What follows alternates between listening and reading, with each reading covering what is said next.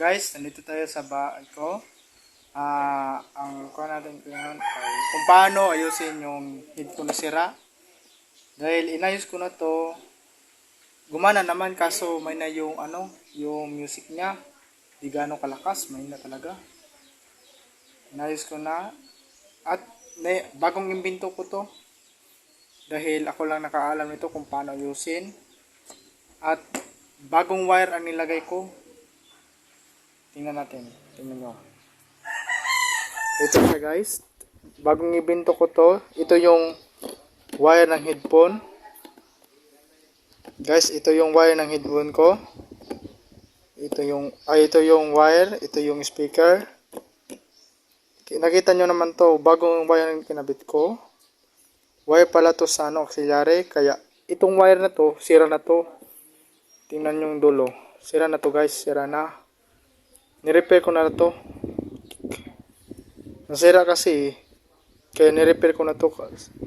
Mahal kasi bumili. Nirepair ko na lang. At ito yung sa wire ng headphone. Ito inayos ko kaso nga mahina yung music niya. Kaya binago ko yung wire niya. Naka-invento rin ako guys. Ako rin nakaalam kung paano magbago ng wire sa headphone. Naka-invento rin ako sa wakas. Nalaman kung paano. Ito yung pagkabit niya.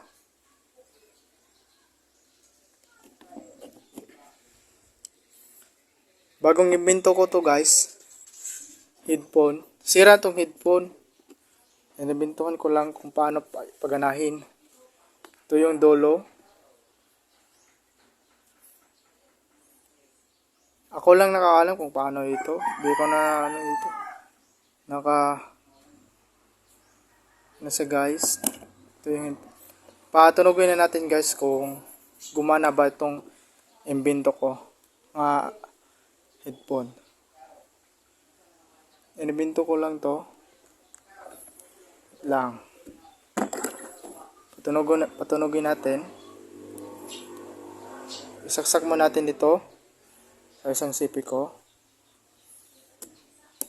Okay, goods na. Inayos ko rin na to kasi sira to eh. Ito, bagong wire guys ha. Ito yung wire niya. Yung lumang wire niya.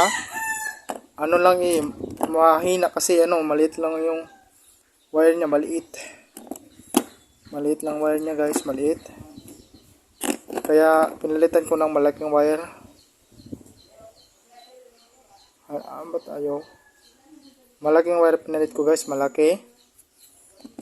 Sobrang lakas. Tunugin ko na to.